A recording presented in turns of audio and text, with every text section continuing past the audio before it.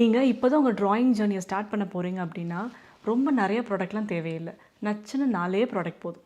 இது நான் சொல்லலை, இந்த புக்கில் சொல்லியிருக்காங்க. Welcome to episode 1 of decoding book by book, 1 page at a time.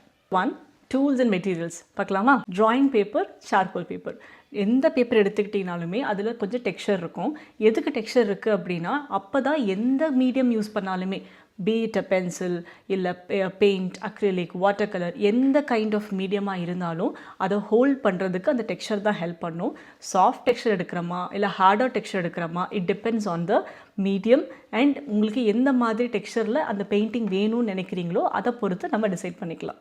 ஒவ்வொரு பேப்பரும் ஒவ்வொரு விதமான ரிசல்ட்ஸ் கொடுக்கும். இது எல்லாமே வந்துட்டு நம்ம ட்ரையல் அண்ட் எரரில் நம்ம எக்ஸ்பீரியன்ஸ் பண்ணும்போது மட்டும்தான் உங்களுக்கு எந்த பேப்பர் எதுக்கு பெஸ்ட்டுன்னு உங்களால் ஈஸியாக ஐடென்டிஃபை பண்ண முடியும். Number 2, pencils.